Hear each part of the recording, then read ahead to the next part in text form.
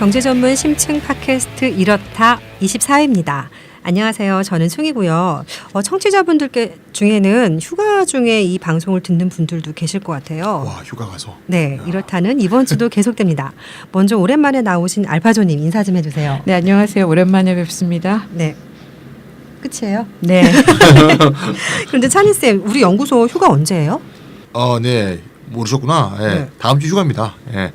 슈퍼바이저님이 휴가를 이제 다음 주부터 이제 듬뿍 주셨으니까 우리가 재충전할 기회가 될 것 같습니다. 그럼 유프로님 휴가 기간에 뭐 하세요? 제일 일단 궁금해요.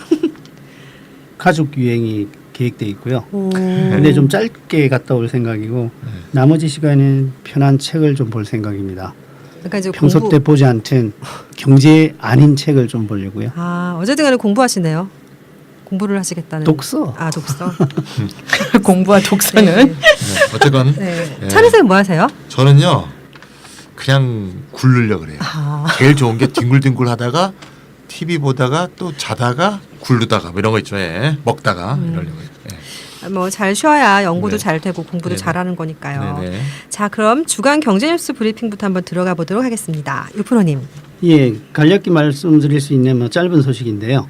자주 반복되는 소식인데 네. 미국 중앙은행인 연방준비제도가 네. 2월에 이어서 또다시 금리를 동결했습니다.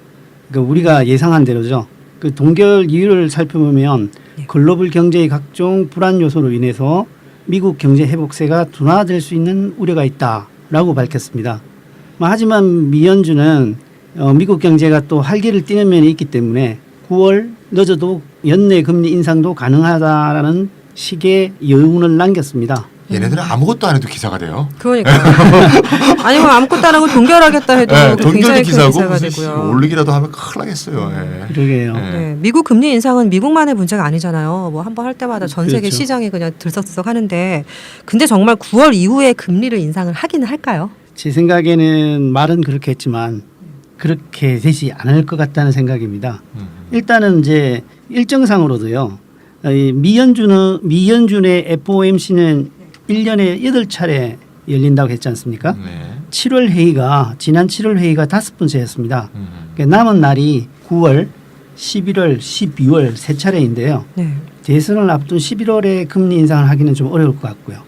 12월에도 새로운 정권의 취임을 앞두고 통화정책을 급변하는 정책을 취하기도 어려울 것 같습니다. 그렇다면 9월 인상 가능성밖에 없는데요. 현재로 봐서는 글로벌 경제 상황이 그렇게 녹록지가 않습니다.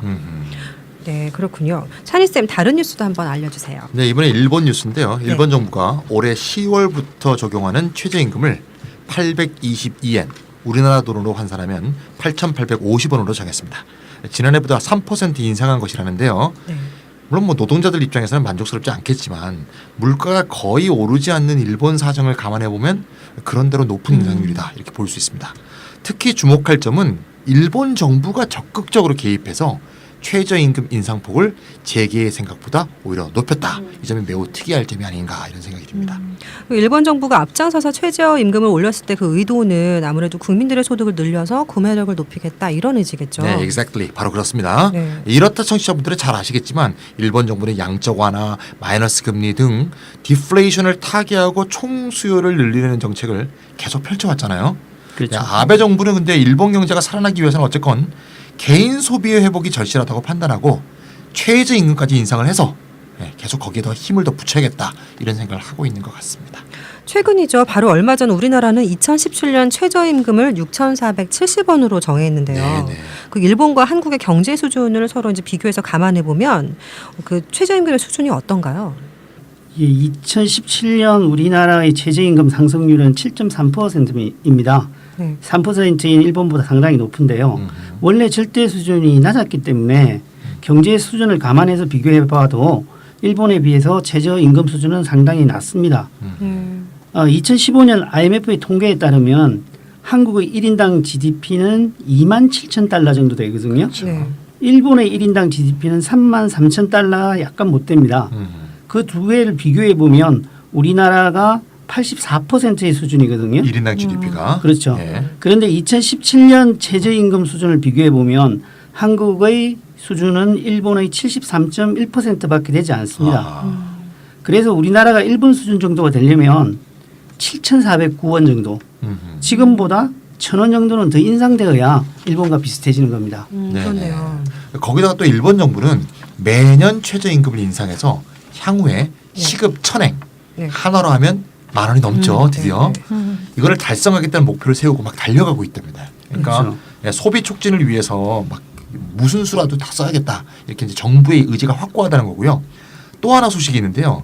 네. 국민이 한 1억 명 정도 넘죠. 아마 1억 2천. 1억 2천. 예, 그 중에서 2,200여만 명의 저소득자에게 네. 일률적으로 10,000엔씩 다 쏘기로 했답니다. 그러니까 10만 900원씩 다 쏜답니다. 그냥. 획기적이네요. 예, 예. 네. 그래서 막 이제 돈을 뿌리는 거죠, 막. 네. 예. 이렇게 이제 말에씩 막 야, 이렇게 경제 불황을 타개하기 위한 적극적이고 과감한 정책을 사실 계속 네. 도입하고 있는 셈인데요. 우리 정부는 강 건너 불구경하듯이 보고 있는 것만 같아서 좀 안타까운 면이 있습니다. 그래서 뭐 제가 장담하건대 분명히 우리나라에서 이렇게 하면 뭐 대중의 인기 영합하기 위한 포퓰리즘이다. 네, 이렇게 뭐, 말이 많을 그쵸, 것 같아요. 말이 많을 것 같아요. 인기에 영합 좀 합시다. 그렇죠. 인기가 그렇죠. 저희도 국민의 인기를 얻는 게 뭘 나쁘다고. 그렇죠. 대중의 의견 좀 영합을 했으면 좋겠는데 네. 꼭 아바이 정책이 문제를 해결할 수 있다 이렇게 말하기는 어렵지만 어쨌든 애는 쓰고 있잖아요. 네. 그 애는 쓰고 있다는 것만으로도 우리 입장에서는 좀 신선하다. 그렇죠. 애를 쓰는 것만으로도 생각이 신선하다는 네, 그런 입장이 우리나라 생기죠. 생각하니까 답답하네요. 답답합니다, 진짜. 네. 예. 자, 그럼 경제뉴스는 이것으로 마치고요. 오늘의 본론으로 들어가 보도록 하겠습니다. 제 눈길을 확 잡아끄는 제목인데요. 제목부터 좀 무섭긴 해요. 금융위기 10년 주기설. 헉. 저 이런 설 이런 거 되게 좋아하거든요. 자, 무슨 얘기를 True 하려는 or 건지. false. 네. 설 이런 거 좋아요. 어. 그 문제의식부터 한번 살펴볼까 합니다. 알파조님. 네, 그 금융위기 10년 주기설이라는 게 있어요. 네. 그 말 그대로 10년마다 금융위기가 온다, 금융위기가 터진다는 그런 뜻인데 그 시작점이 언제냐 하면은 1987년입니다. 1987년 10월에 검은 월요일, 우리가 블랙 먼데이라고 금융 역사에 이렇게 기록에 남겨 있는 날인데 그날 주가 폭락 사태가 있었어요. 그때를 시작점으로 해서 1997년도에 뭐 한국도 당사국이었죠. 네, 그렇죠. 아시아 외환 위기가 있었고 네. 딱 그때부터 10년 후인 2007년도에 미국발 서프라임 사태가 터집니다. 네. 이때까지 그래서 10년마다 글로벌 금융 시장을 뒤흔드는 금융위기가 발생을 했다. 네. 근데 이렇게 이제 10년 주기설을 얘기를 할 때 금융 위기를 사람마다 이렇게 정의를 네, 하는 네. 게 좀 다른데 금융을 굉장히 넓게 정의를 해요. 네. 근데 혹자는 좀 전에 얘기했던 것들은 증시가 대폭락한 사건을 두고 금융위기라고 정의를 하는 경우가 있고 어떤 사람들은 의미를 굉장히 제한해서 은행이 파산하는 이 은행위기가 발생했을 때를 금융위기로 이렇게 제한적으로 보는 경우가 있는데 어쨌든 이렇게 87년부터 블랙 먼데이부터 97년 그다음에 2007년은 10년 주기설은 증시 대폭락 사태를 대상으로 한 건데 그 중간중간에 계속 그 신용위기, 은행위기가 발생을 또 해요. 그걸 추가를 하면은 금융위기 주기가 한 7년에서 8년 정도로 더 짧아집니다. 그럼 이제 10년 주기설이 유효하다는 전제하에 그 주기를 적용하면 내년이네요. 내년이 2017년에 금융위기 막 쓰나미가 몰려온다 이런 얘기 같은데요. 그렇습니다. 네. 그러다 보니까 네. 최근에 금융시장에서 한 작년부터인데요. 내년을 네. 걱정하는 목소리가 지금 여기저기서 쏟아져 나오고 있는 네. 중입니다. 그냥 대표적으로 몇 가지만 한 두 가지만 사례를 들어보면은 미국의 이제 증권 투자 전문 미디어인데 마켓워치라는 데가 있는데요. 거기에 칼럼니스트인 폴 파렐이 작년에 2016년에 증시 대붕괴론을 주장을 한 적이 있습니다. 그게 이유를 좀 이렇게 들여다보면은 지금 미국의 증시뿐만 아니죠. 뭐 전 세계 증시가 막 고공행진을 이어가고 있는데 이런 여건이 증시 분위기나 전반적인 경제 여건이 대공황의 서막이었던 2029년 증시 대폭락, 그다음에 닷컴 버블이 터진 2000년도, 그다음에 글로벌 금융위기가 시작된 2007년도랑 많이 비슷하다. 이렇게 지적을 하면서 2016년에 뉴욕의 주가가 지금의 50% 수준으로 이제 반토막이 나는 대붕괴가 일어날 거다라는 이런 주장을 했습니다. 2016년 아직 몇 달 안 남았거든요. 한번 좀 두고 볼 필요가 있을 것 같고 맞는지 안 맞는지. 그다음에 또 다른 사례는 블룸버그 통신의 칼럼니스트인 크리스토퍼 랑그너라는 사람이 있는데 이 사람은 2018년도 그러니까는 내후년이죠. 금융위기설을 주장을 하고 있습니다. 그 이유는 2017년부터 적용되는 바젤 3라고 하는 은행 규제의 내용이 금융위기의 촉발제가 될 것이다. 이제 이렇게 주장을 하고 있죠. 그 바젤 3 은행 규제가 뭔데요? 진짜 이것도 이 금융이나 은행 감독의 그 업계 전문 용어인데 네. 우리 국제결제은행이라고 중앙은행들의 협력기구가 있어요. 그 스위스 바젤에 본부를 두고 있는데 국제결제은행 산하에 바젤 은행감독위원회라는 게 있습니다. 이 바젤 은행감독위원회가 제정하는 은행 감독 업무에 대한 국제적 기준이 있어요. 그걸 우리가 BIS 자기자본 비율 뭐 들어보신 적 있을 것 같고 네네. 이걸 줄여서 BIS 비율이라고 얘기를 하는데 예. 이게 은행의 재무적 건전성하고 안정성을 측정하고 평가하는 지표입니다. 그게 1988년도에 처음 도입됐고요. 근데 그걸 우리가 이제 바젤 1이다라고 부릅니다. 그러니까 은행이 보유한 위험 자산에 대비해서 자기 자본을 최소 8%를 유지를 해라라는 그런 자기 자본 규제가 그 바젤 1이었는데 이게 뭐 이 복잡한 얘기는 뭐 여기서 다 할 수는 없고 바젤 1이 문제가 있다라는 비판이 워낙 많이 나오면서 2004년도에 바젤 2가 도입이 되었었고요. 2008년도 금융위기가 터지고 나서 G20이라는 그 주요국 20개국의 정상회의가 만들어졌잖아요. 그때 회의에서 은행에 대한 건전성 규제를 갖다가 더욱 강화해야 된다라는 데 의견이 하나 모아지면서 바젤 2를 보다 더 훨씬 더 강화한 보다 엄격한 은행 규제를 담은 내용이 바로 바젤 3입니다. 그래서 이게 금융위기가 발생을 했을 때 그 충격에 대해서 은행들이 그 흡수력, 대응력을 좀 높여야 된다라고 하는 차원에서 이 자기자본 규제를 굉장히 엄격하게 세분화해서 굉장히 어렵게 만들어 놨어요. 그래서 바젤 3가 2013년도부터 이제 단계적으로 시행이 되고 있는데 이게 한꺼번에 하면 은행들이 이게 감당이 안 되기 때문에 준비를 할 시간을 충분히 주는 거죠. 근데 2016년 올해부터 추가 자본을 자기 자본을 훨씬 더 많이 쌓아야 돼요. 지금 그게 올해부터 적용이 되기 시작해서 2019년도까지는 지금보다 훨씬 더 자기 자본을 더 많이 쌓아야 되는 이게 은행한테는 엄청난 부담이죠. 뭐 우리가 얼마 전에도 뭐 산업은행의 뭐 한국판 양적 완화 얘기가 나오면서 산업은행 자본 확충 얘기가 막 나오고 국책은행 자본 수출입 자본 확충 얘기가 나온 것도 다 이 바젤 3에서 자기 자본에 대한 요구 수준이 높아지고 있는 것에 대한 그 대비책을 지금 막 마련해야 되는 그런 필요성이 있죠. 은행들이 되게 힘들어합니다. 그러니까 뭐 파산하고 후회 말고 미리미리 대비해라. 좀 그렇죠. 왜냐하면 다 은행이 위기가 터지면 은행이 무너질 때 다 그게 그렇죠. 다 그 세금으로 결국 국민의 정부 세금으로 이제 그것도 위기를 다 막아주고 구제금융을 하니까 너희들이 자체적으로 미리 좀 대비를 좀 확실하게 해라라는 얘기인 거죠.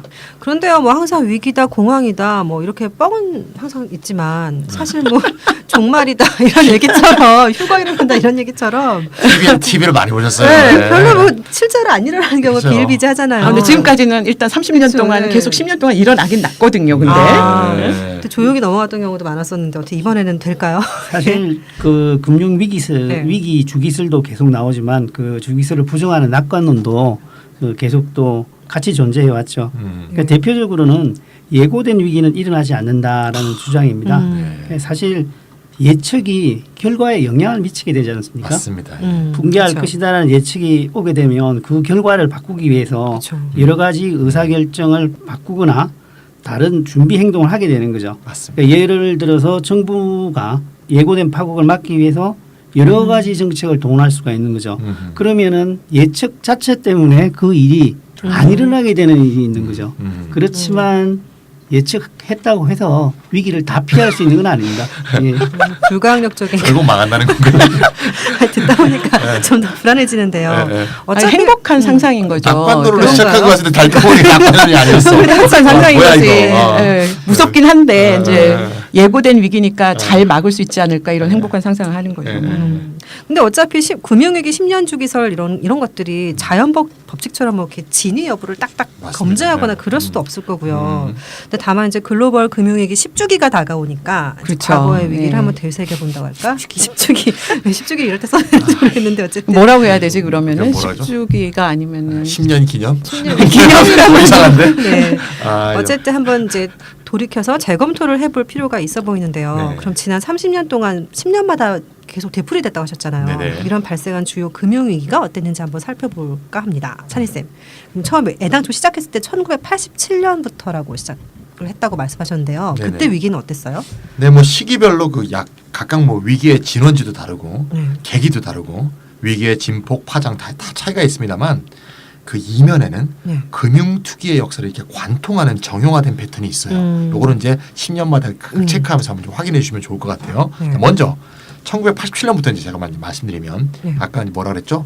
블랙 먼데이. 먼데이. 검은. 먼데이 안 그래도 다 출근하기 싫어갖고 되게 싫어할 텐데 거기다 블랙까지 꼈어요. 그러니까 예. 주말 무슨 날벼락이야. 주말 동안에 막 먼데이 얼마나 싫어요. 네. 예. I don't like Monday라는 노래도 있는데. 맞아요. 예. I don't 87년 10월 19일이에요. 예. 월요일에 뉴욕 증시 정확히 말하면 다우존스 산업평균 지수죠. 네. 이게 전일 대비 무려 22.6%가 와. 폭락했어요. 하루 만에요. 난리 난 거죠, 뭐. 예. 아이고, 이날 하루에만 기억나요?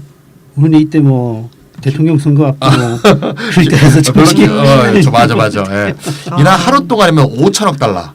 예, 현재 환율로 한번 환산해 보면 575조 원이 사라진 거예요. 하루 아침에. 네, 하루 아침에 물론 뭐 돈이 날아간 건 아니지만 그건 시가가 그만큼 사라졌다는 거죠. 이 검은 월요일 사태는 하루 네. 기준으로는 1929년 네. 10월 29일 이른바 대공황 직전의 그 뉴욕 증시 붕괴 요거를 능가하는 사상 최대 낙폭을 기록해서 전 세계 금융시장에 아직까지도 소용돌이를 이 불었겠어요. 기록이 예. 이때 하루 그래요. 낙폭이 최대치입니다. 이날 어쨌든 사태가. 87년에 들었던 기억은 없어요. 우리가 예, 진짜 예, 그 뒤에 예. 뒤에 공부했어요. 그러니까 우리가 진짜 대선 때문에 정신이 없었던 것 같아요. 그때 특히 이제 유 프로님 굉장히 바쁘셨던 거 기억나는데 87년도에 10월 연설도 많이 25일은 뭐예요? 연설도 많이 하고 가지고 10월 25일 뭐 하는 그때가 서울역 서울고 고대에서 고대인가요? 아 예. 고대 그 아, 네, 뭐 네, 옛날 네. 운동권 양기 얘기가 막 나왔죠. 나오고 아, 저 그래. 그때 하여튼 아, 유 프로님 네. 그때 바쁘셨습니다. 네, 네, 네. 한번 조사해 보세요. 네이버에.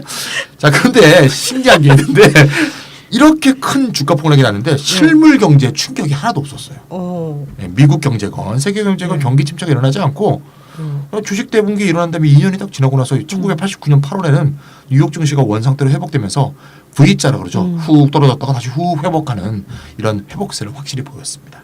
아니 우리나라 따지면 그러니까 아침에 딱 월요일 날 장을 딱 켰는데 코스피 지수가 400포가 떨어진 400포인트가 떨어진 이런 상황인 거잖아요. 예. 근데 그런 일이 어떻게 일어난 거예요? 예, 처음에는 말이죠. 네. 여러 가지 논평들이 막 나온 거죠. 당시 이제 인기를 끌기 시작했던 컴퓨터를 통한 프로그램 매매를 탓하는 목소리가 좀 많았어요. 지금은 이제 많이 하고 있죠. 컴퓨터에 이제 투자 프로그램을 이미 깔아놓고 네. 컴퓨터가 판단을 해서 대량으로 수많은 종목을 사고 팔고 막 하는 거죠. 1초에 막 수억 개를 막 팔고 사고 하는. 지금은 이제 기관 투자가들이 많이 쓰는데 네. 그때 이제 그게 처음 이제 초기 단계였거든요. 요것 때문이라는 이제 얘기가 있었어요. 근데 이제 폭락 과정을 이제 분석해 보니까 네. 프로그램 매매가 주가 하락의 가속 요인이었다는 것은 증명할 수 없다. 이런 결론이 나온 거예요.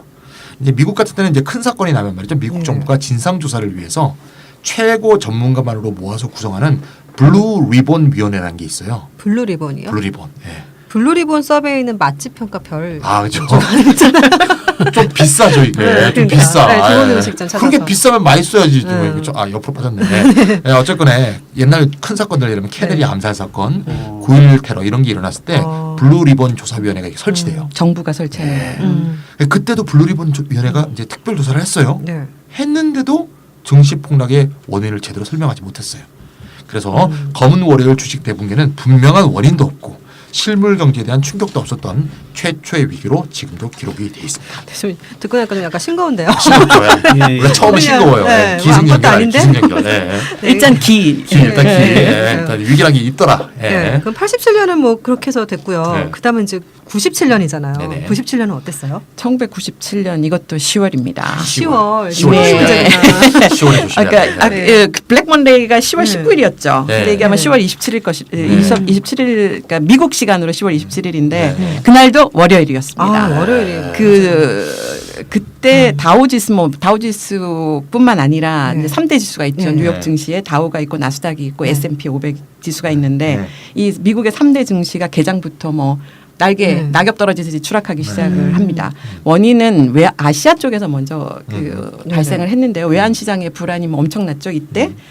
태국에서부터 시작한 태국, 아시아 그렇죠. 외환 시장의 불안이 이제 맞고요. 1997년도 초반부터 이제 쭉 이어지다가 이제 한국으로까지 막 전이되고 있는 이런 상황에 아시아 시장이 막 난리를 치고 요동을 치니까 이게 미국 증시까지도 영향을 미친 케이스인데요.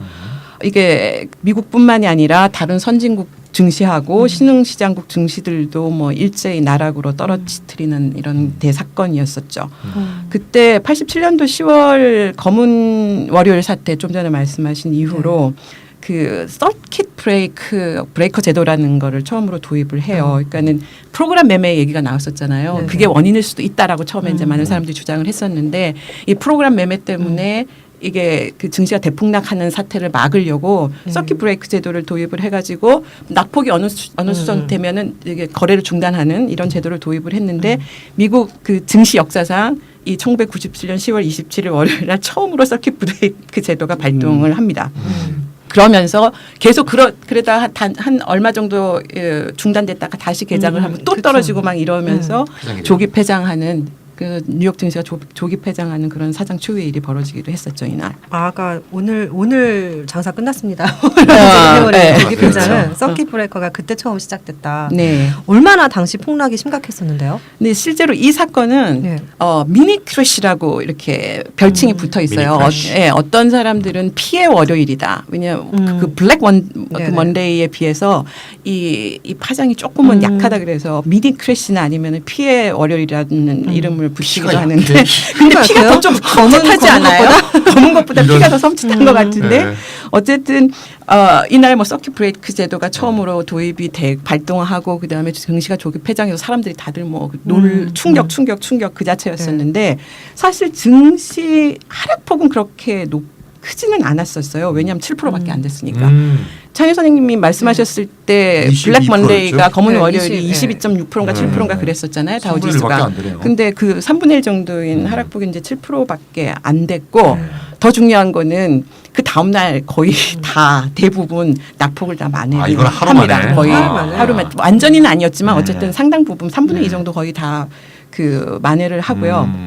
87년도 검은 월요일처럼 또 실물 경제에 별로 타격을 주지를 않았어요. 그러니까 네. 이건 미국에 관한 얘기입니다. 네. 일단 진원지인 아시아 상황은 달랐지만 그렇죠. 일단 미국의 그 증시가 폭락을 하고 뭐 난리가 났었지만 그래도 금방 다시 회복했고 증시는 근데 미국 경제 같은 경우에는 실물 경제는 타격을 안 받고 오히려 이 당시가 1990년대 중반에 IT 신경제 이 호황이 버블? 뭐 있었어요. 아직 버블을 그때 이제 버블은 아니었죠. 이제 버블은 아니었고. 나중에 터지고 난 다음에 이게 버블이라고 얘기를 한 거였으니까 이때 신경제 호황이 계속 이어져 갔습니다. 근데 좀 전에 말씀드린 것처럼 우리나라 상황만 당장 생각을 해봐도 위기가 발생한 진원지였던 아시아 국가들의 상황은 완전 정반대였었죠. 일단 처음에는 사실은 외환 유동성이 부족해서 위기가 만들어진 건데 터진 건데 그게 국가 부도 사태로 갔고 그다음에 은행이 또 연쇄 부도가 사태가 또 일어나고 그러면서 사회 경제적 파국이 오는 이런 아주 심각한 상황이었었고요. 이게 아시아를 넘어서 러시아로 위기가 전파되고 브라질, 아르헨티나, 터키로까지 위기가 계속 전염돼서 확산되어 나갔었죠. 99년 그렇죠. 그때까지 계속 터키가 제일 맞으면 99년도까지 동아시아발 금융위기가 신흥시장국 전체로는 실물 경제 위기까지 확산이 됐는데 선진국들은 별로 타격을 받지 않는 그런 위기였습니다. 미니 크래시라고 얘기하는 게. 그 87년과 달리 또 97년은 그래도 좀 와닿는 게 우리나라 외환 시기가 바로 그 시기였잖아요. 그렇죠. 맞아요. 네. 이른바 IMF 통치기라고 하죠 우리가. 네, 그렇습니다. 그 미국 경제는 사실 그 미니 크래시 때만 증시가 좀 충격을 받은 것은 있었지만 아시아를 비롯해서 다른 신흥시장국의 금융위기에 거의 영향을 받지 않았다고 나홀로 호황을 계속 누리고 있었고요. 그러던 경제가 2000년대 초반에 들어서 미국 경제가 갑작스럽게 후퇴기를 맞습니다. 아까 좀 전에 숭이 님이 말씀하신 것처럼 IT 버블이 2000년대 초반에 터지기 시작합니다. 그래서 신경제의 상징인 나스닥 지수가 나스닥. 폭락하죠. 그러고 나서 거의 회복을 한다 하면서도 아직 뭐 그때 절정기는 아직 한참 못 미치는 수준이죠. 여전히 지금까지도. 그다음에 2001년도 9.11 사태가 이제 또 터집니다. 이것까지 겹쳐서 미국 경제가 휘청거리기 시작을 했죠. 그렇게 지금 돌이켜 생각을 해보면 97년도 미니 크래시가 미국 경제에 뭐 실물 경제 타격을 별로 주지는 않았지만 사실은 90년대에 미국이 최장 호황기를 누리거든요. 10년 동안. 이 최장 호황기의 종말을 알리는 신호탄이 아마 1997년도 미니 크래시였지 않았나 이런 생각이 듭니다. 그러니까 미니 크러쉬가 한 3, 4년의 뒷북을 친 거 마찬가지가 되겠네요. 그러니까 1997년은 1987년보다 위기의 골이 좀 더 깊어진 것 그렇다고 같거든요. 볼 수가 네. 있죠. 그리고 아시아와 신흥시장국 이런 데 전체에 큰 정- 파국을 가져다 주기도 했고 그랬다고. 예. 네. 이제 그럼 또 그로부터 10년이 지난 2007년, 2008년 위기를 다룰 차례인데요. 더 어마어마한 위기가 온 거죠. 그렇죠. 우리 이렇다가 왜 빅숏에서 영화를 통해서 한번 다뤘었잖아요. 네네네. 네, 이 위기는 그 이전 또 그 이전보다 훨씬 파괴적이고 또 심각했던 것 같거든요.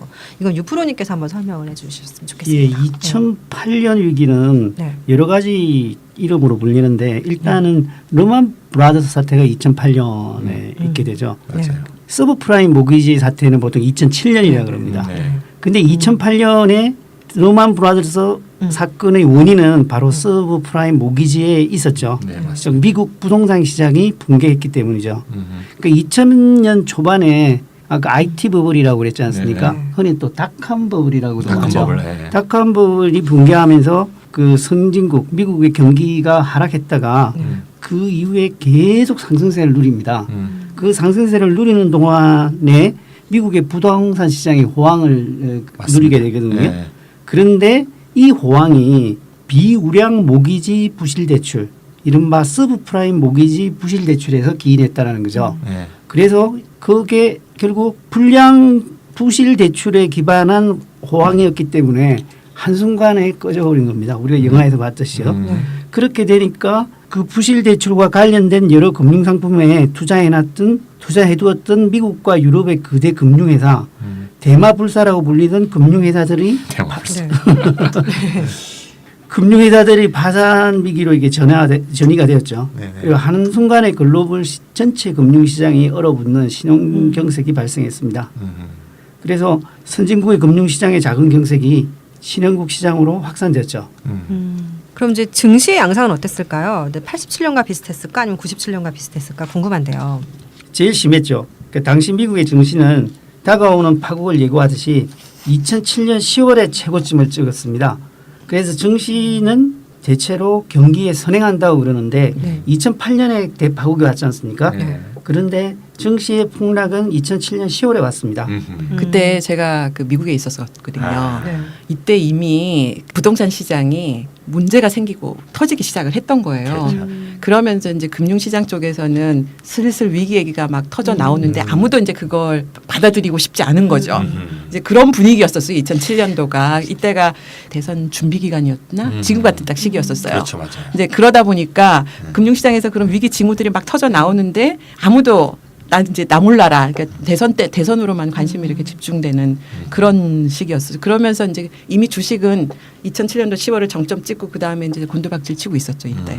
예, 그렇게 되다가 2009년 네. 3월까지 계속 내려와서 2009년 3월에 바닥을 치게 되죠. 그래서 다시 상승세로 돌아섰지만 회복하는 데 상당히 시간이 걸립니다. 2007년 10월에 와서야 정점을 회복했습니다. 5년 걸렸죠. 5년 걸렸죠. 그리고 이전의 금융이야기와는 달리 아까는 실물 경제는 그렇게 큰 타격을 입지 않았다 네. 그랬지 않습니까? 선진국은 최소한. 그런데 이는 선진국, 후진국을 막론하고. 통틀어서 심각한 실물 경제의 타격을 가져다 주었습니다. 그래서 그때를 우리가 네. 대침체라고 부르는데 대공황에 빗대어서 대공황 그레이트 디프레션인데 네, 네. 대침체 그레이트 리세션이라고 부르는 그 경기 침체의 기간을 우리가 경험하게 되죠. 아래 공포라는 말 여러 번 들어본 것 같아요. 저는 신문지상에서. 아래 공부. 네, 네. 리세션. 네. 네. 근데 이제 10년 주기라는 게 문제가 아니라 10년이 이제 거듭될수록 위기의 폭이나 깊이가 증가하는 게 더 문제가 아닐까 싶은데요. 그렇죠.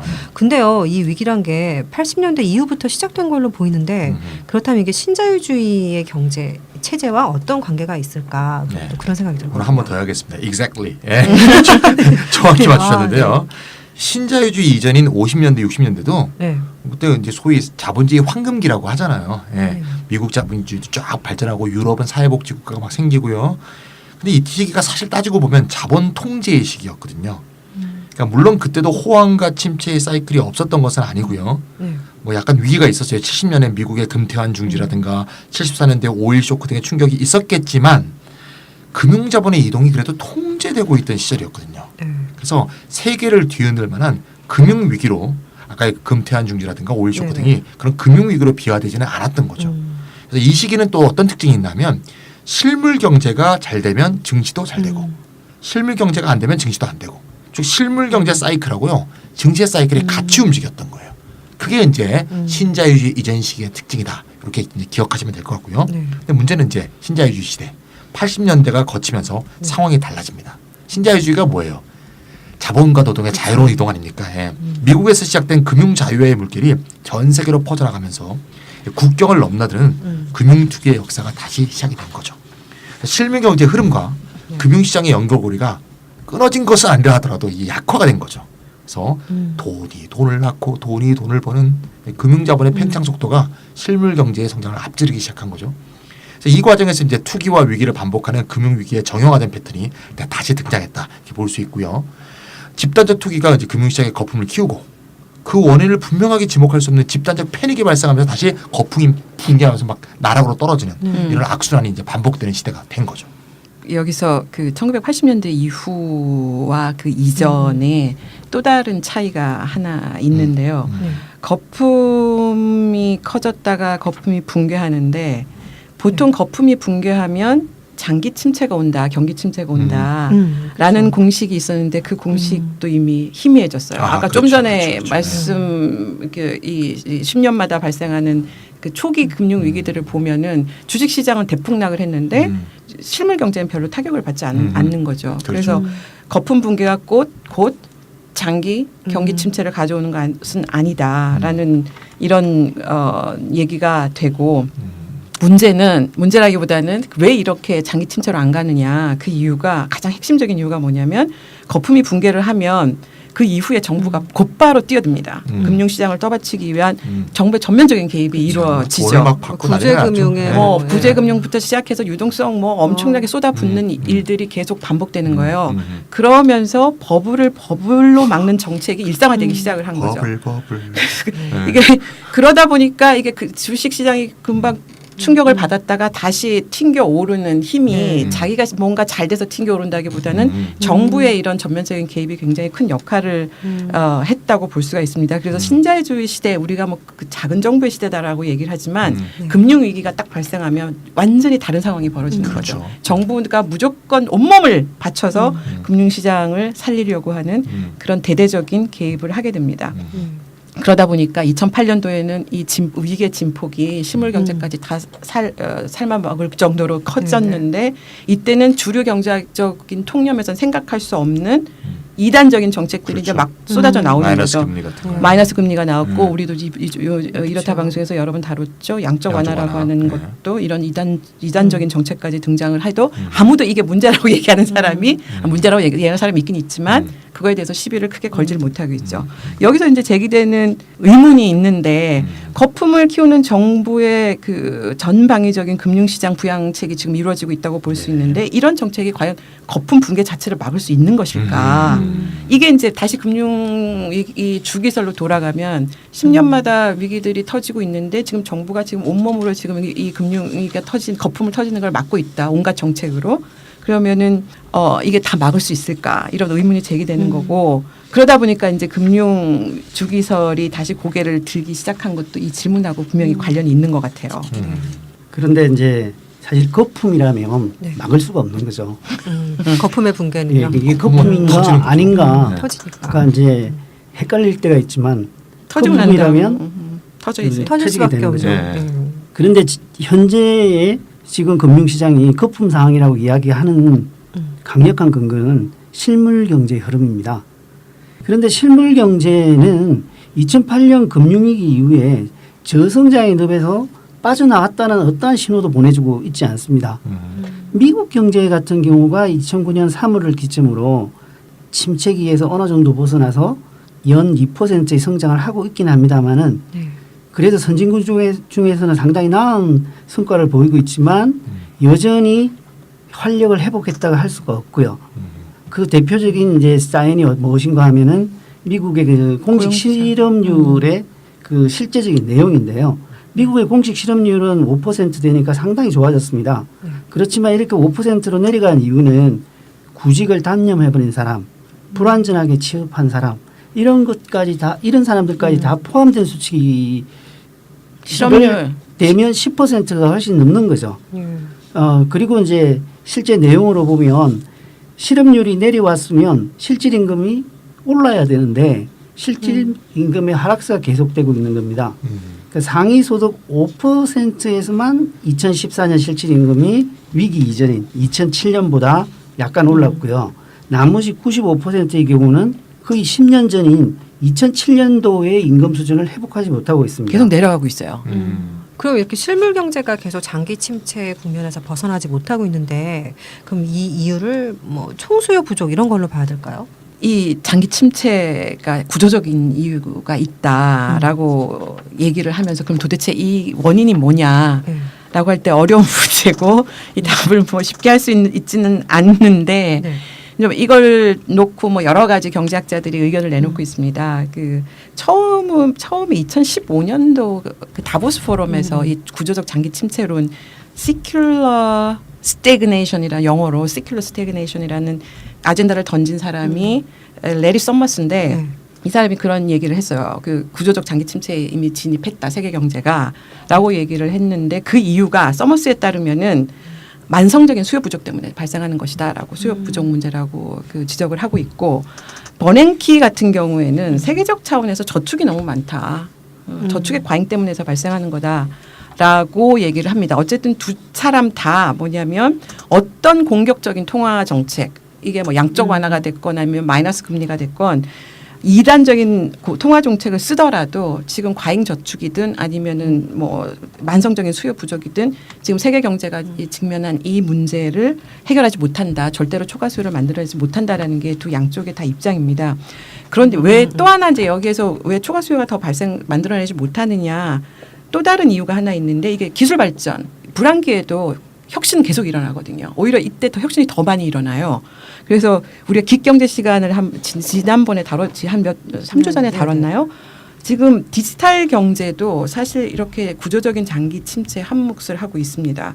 그 기경제 할 때도 얘기가 있었는데 요즘에 뭐 그 잘 나가는 기업들 소위 말하는 파괴적 혁신을 주도를 하면서 잘 나가는 그 디지털 신생 기업들을 보면은 전통적인 기업들하고는 전혀 다르게 대규모 투자가 필요가 없어요. 소규모 자본으로도 얼마든지 세계적인 기업을 만들거든요.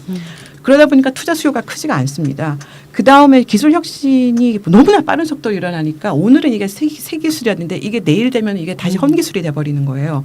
그래서 신기술의 수명이 이렇게 너무 짧아지고 있는 것도 투자를 하기에는 너무 위험 부담이 큰 거죠. 이 기술이 뭐 얼마나 갈지 모르기 때문에 그래서 투자에 굉장히 소극적일 수밖에 없고 기업들이 이것도 이제 투자가 다시 늘어나지 않는 그런 문제들이 발생하고 있죠. 실물 경제는 이렇게 장기 침체의 길에 들었었는데 네. 조금 전에 말씀드렸듯이 전 세계의 주식 시장 네. 그리고 부동산 시장까지 초강세를 유지하고 있습니다. 그러게요. 예, 이거는 알파조님이 아까 언급했듯이 전적으로 중앙은행의 비전통적인 통화 정책과 정부의 정책 때문인 거죠. 네.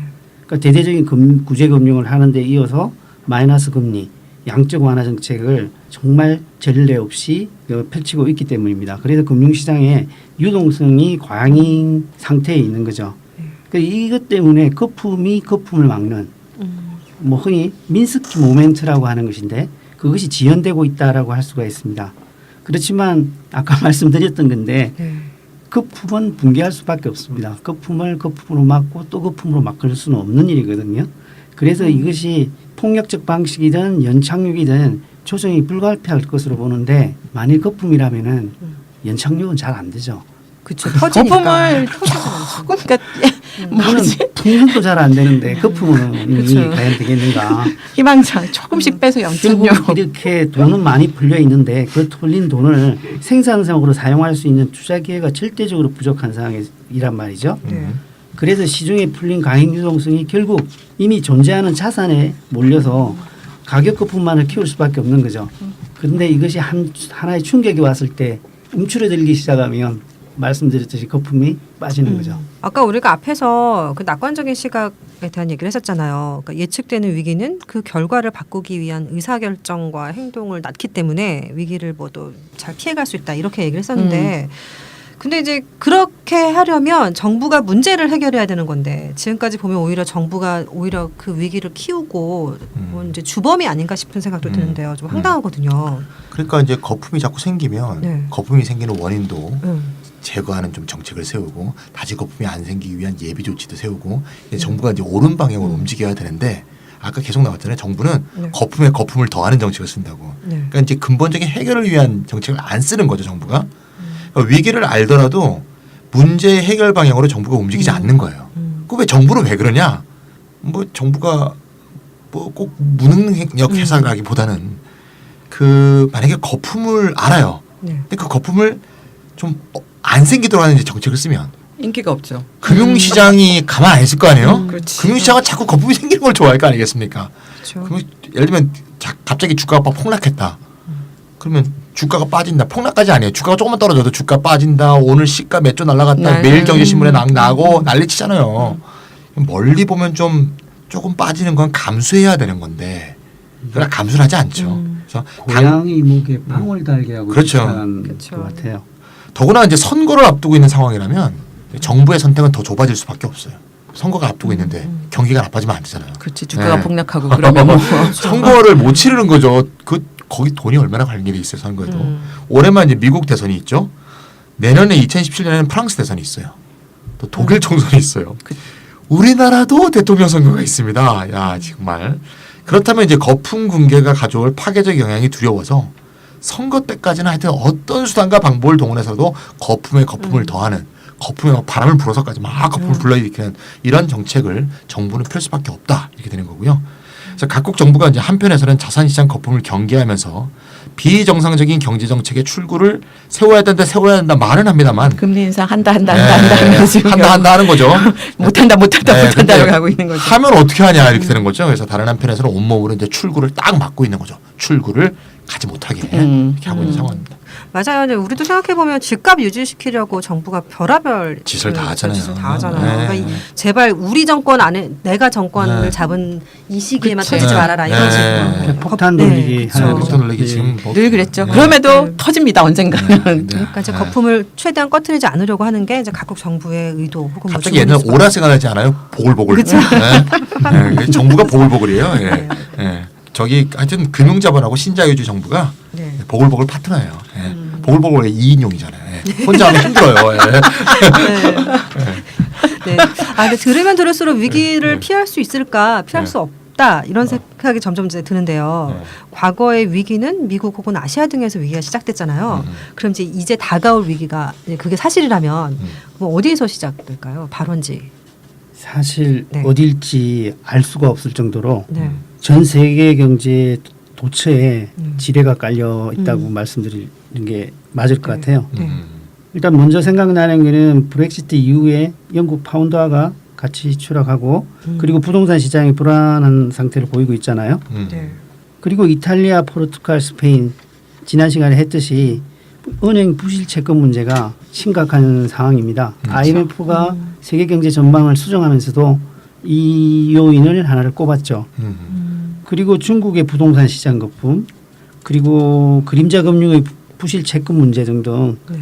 어디 하나 세계 경제에 성한 곳이 없습니다. 그러다 보니까 우리가 헬조선이라고 이야기하는 네. 대한민국이 네. 그나마 상태가 나은 것 같은 생각이 들 정도입니다. 맞습니다. 근데 그래도 저는 가장 불안한 데는 유럽이다라는 생각을 하고요. 유럽은 정치적 불안까지 지금 함께 오고 있습니다. 그러니까 유럽연합과 유로화 시스템의 제도적 결함에 더해서 기성 정치 에리트들과 정당의 무능, 그리고 테러와 난민 문제, 정치적으로 이러한 상황을 악용하는 극우 정당의 득세, 그러니까 산정한 사회 경제적 난제를 해결할 수도 힘들 정도의 과제가 쌓여 있고 그 주체도 지금 준비가 되어 있지 않은 거죠. 그래서 다음 위기의 진원지는 유럽이 될 수 있지 않을까 생각을 합니다. 돌아가면서 사이좋게 하나씩 나눠가는 거죠. 97년도 위기는 발원지가 아시아, 2008년도 발원지는 미국. 그다음에 올림픽 개최하듯이 이렇게 돌아가면서요. 웃으면서 하는 웃으면서 할 얘기는 아닌데 어쨌든 지금 이제 수많은 사람이 지금 죽어요. 예. 유럽에서 여러 가지 정말 그 위험 신호가 지금 뭐 빨간불이 빨간불이 열심히 돌고 있는 것 같아요. 근데 이제 좀 더 다른 것은 97년에는 이제 개도국에서 문제가 터졌는데 선진국까지는 가지를 않았었잖아요. 근데 2008년에는 전 세계로 또 퍼졌는데 2008년에 받은 전 세계의 타격이 곳곳에 다 그대로 상처가 남아 있습니다. 이 상태에서 내관이 어디서 폭발하느냐거든요. 그러니까 문제는 상당히 심각할 수 있다라는 생각을 합니다. 네, 프로님께서 유럽 전문가시다 보니까 유럽이 가장 걱정이 되시는 것 같아요. 평소에도 우리나라가 개중 낮다라는 말을 많이 하시죠. 네, 종종 하시죠. 네, 그럼 이제 금융위기가 딱 내년일지 혹은 후년일지 모른다고 하더라도 이제 일어날 가능성이 엄청 크다 이렇게 치고 그러면 이제 또 다시 금융위기가 발생하면 각국의 정부에서 어떻게 대응을 해야 될까 이런 생각을 해볼 수 있는데요. 그 정부를 확 바꾸고 싶지만 그럴 수도 없고 어떻게 대응해야 할까요? 금융위기가 발생하는 것 자체를 정부가 막을 수는 없겠지만 일단 금융위기가 터지고 나면 그 충격을 최소화하는 일은 전적으로 정부의 책임입니다. 뭐 정부 때문에 위기가 발생하지 않았다 하더라도 정부가 책임을 지고 위기 뒷청소를 해야 되는 그런 입장인데 여기서 문제는 좀 전에 그 유프로님이 말씀하셨는데 다른 10년 주기설의 위기들하고는 다르게 이번에 위기가 터진다면 구조적인 장기 침체 한가운데 또다시 위기가 터지는 거예요. 그러니까 예전하고는 상황이 완전히 다른 거죠. 맞아요. 그러니까 2008년도 금융위기의 여진이 아직 남아 있어요. 전 세계 곳곳에 지금 그 충격이 아직 가시지 않고 남아 있는 상태인데 또다시 금융위기를 맞게 되는 이게 이제 이것도 전례 없는 일이거든요. 이런 적이 없었기 때문에 일단 좀 충격이 굉장히 클 수밖에 없을 거다라는 이런 예상을 할 수가 있는데 여기서 더 큰 문제는 뭐냐면 정부가 그럼 제대로 해야 되는데 정부가 무기고에 가지고 있는 무기가 거의 없어요. 지금 바닥이 다 드러나고 있는 상태라는 거죠. 그러니까 주요국의 금리를 뭐 내려서 뭐 어떻게 해보겠다 이것도 사실 어려운 거죠. 왜냐하면 지금 거의 정책금리가 마이너스대로 다 진입을 하고 있는 상태고 더 큰 문제는 정부 부채가 지금 역대 최고 수준이잖아요. 그러니까 재정 정책을 쓸 수 있는 여력도 그렇게 많지가 않은 것이죠. 그러니까 이제 쓸 수 있는 수단이 없다는 얘기시잖아요, 그렇죠? 맞습니다. 그러니까 바닥이 난 그렇죠. 옛날에 상황. 좀 아껴서 좀 해서 그렇게 했는데 보기만 해도 내일을 안 살 것처럼 이렇게 돈을 풀고 그러더라고요. 분들이. 맞아요. 네. 아낌없이. 아낌없이. 네. 오늘이 있어야 내일이 있거든요. 일단 오늘을 버텨야 됩니다. 근데 이게 저희가 웃고 있지만 굉장히 심각한 얘기인데 어쨌든 지금 2008년 그 글로벌 금융 위기가 남긴 깊은 상처들이 이제 여기서 이렇게 다 드러나고 있는 것 같고요. 근데 이런 상태에서 그럼 남은 방법이 뭐가 있겠느냐? 정부 재정 쓰는 거를 모든 나라들이 다들 두려워하거든요. 이게 뭐 일단 뭐 일본 같은 경우 뭐 정부 부채가 250조인데 일본 정부 250%인데 GDP 25%인데 250%인데 일본은 정말 과감해요. 아베 정부가 지금 한 300조에 해당하는 경기 부양을 또 한다지 않습니까? 그러니까 일본을 제외하고는 대부분 선진국에서 지금 재정을 쓰는 것에 대해서 굉장히 그 몸을 사리고 있는 중인데 그러다 보니까 남은 선택이라고 하는 게 중앙은행 발권력밖에 없는 거예요. 거기에 기대는 방법밖에 없다.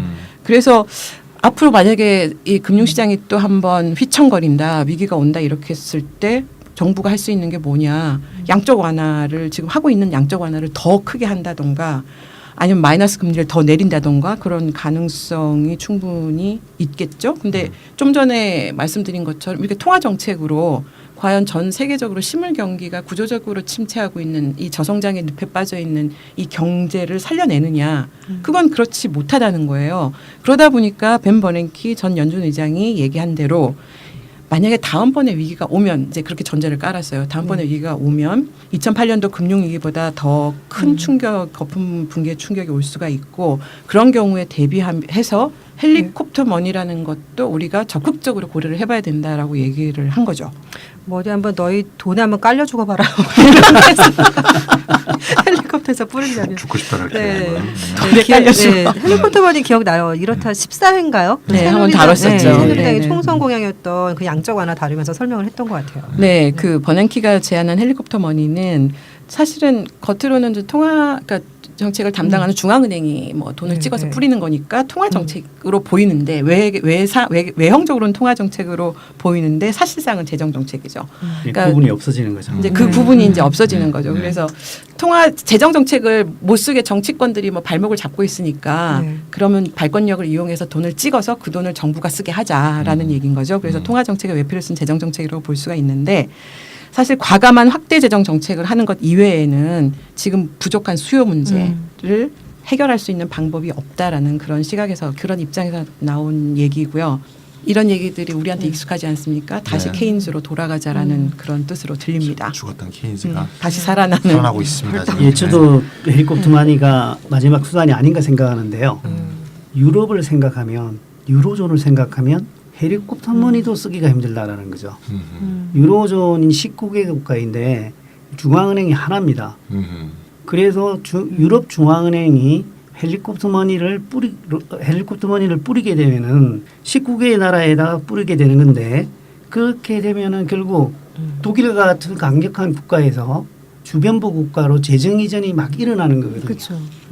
그러면 유럽은 국가 간의 이해관계의 상충이 너무 크게 일어나기 때문에 헬리콥터 머니를 쓰는 것도 상당히 힘든 상황이 닥칠 수 있다라고 생각이 들고요.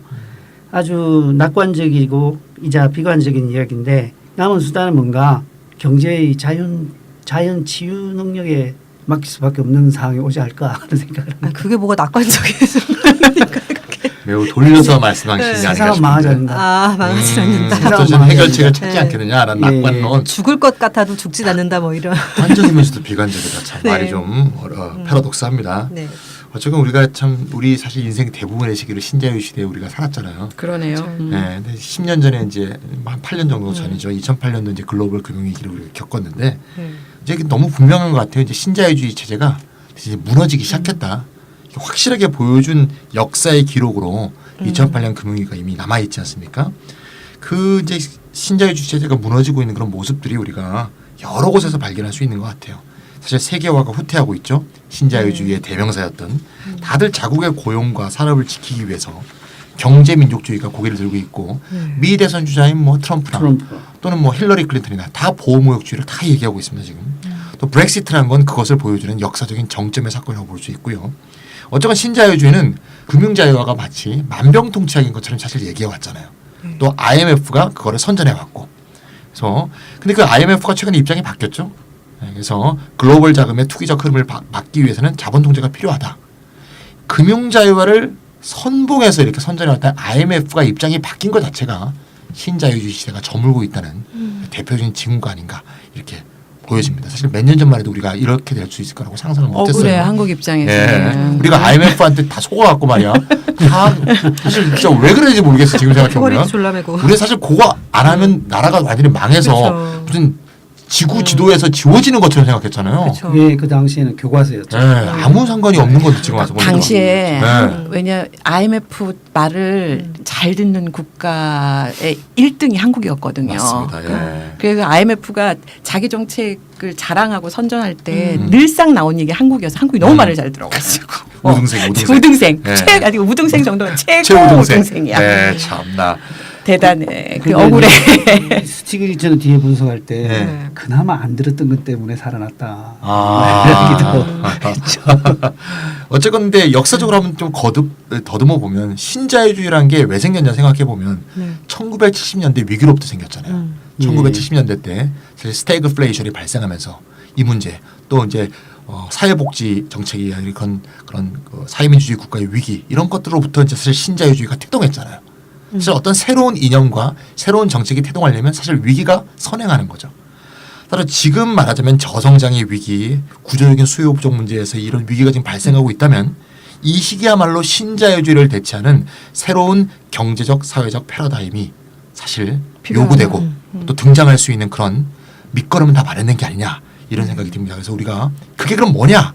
이게 사실 딱 얘기할 수는 없지만 그 해법이 이 시대가 요구하는 대안의 출발점이 되지 않겠냐 이런 우리가 오히려 유프로님도 말씀했지만 낙관을 가져보는 그런 시대가 돼야 되지 않을까 이런 생각이 듭니다. 일단 예. 그 해법에 뭐 우리가 이름을 뭐라 붙이 사회주의라고 얘기하는 사람이 없으니까 요즘에는 아무도 사회주의가 대안이라고 얘기를 안 하는데 그러니까 이름을 붙이지를 못하는 거예요. 네. 근데 지금 당면한 최고의 문제가 뭐냐면 수요가 부족한 거예요. 네네. 수요 부족. 그 다음에 전체적으로 수요가 부족한 게 있고 그 다음에 부의 양극화가 동시에 더 심화되고 있는 이 두 개의 문제를 동시에 해결하는 해결책을 내놓는 게 이제 신자유주의를 대체하는 이제 새로운 경제적 패러다임이죠. 그게 해야 될 일인 거죠. 그리고 금융자본을 어떻게 통제해야죠. 통제하고 이 일은 그러니까 새로운 시대를 열 것이냐. 대략 음. 짧게 본다면 30년인 것 같아요. 1930년에 그 자유방임의 경제가 대공황을 맞이하게 되고요. 그 대공황을 거치면서 우리가 케인즈주의적인 규제된 자본주의가 확립되면서 황금의 30년을 누리게 되지 않습니까? 맞습니다. 자본주의가. 예. 그것이 1970년대 중반에 끝나고 1980년부터 30년간 신자유주의가 왔고 그리고 2008년부터 지금 이제 전환기에 접어드는 거죠. 네네. 그러니까 새로운 소 단계가 온다라는 것은 분명한 것 같습니다. 네, 이렇게 글로벌 위기를 한번 이제 생각을 해볼 때마다 어쩌면 우리가 중요한 역사적 현장에 서 있고 그것을 목격하고 있다 이런 생각도 그렇죠. 들었어요. 맞습니다. 예. 네. 자, 이제 금융위기 10년 주기설을 중심으로 한번 세계 경제를 살펴봤는데요. 청취자 여러분께서 이렇다 24일을 어떻게 들으셨는지 궁금합니다. 아, 저 이렇다는요. 다음 주 한 주 방송을 쉽니다. 필요합니다. 네. 네, 그러면 더운 여름 잘 이겨내시고요. 2주 후에 다시 만나 뵙겠습니다. 모두 건강하세요. 네, 모두 건강하세요. 예, 안녕히 계세요. 건강하세요.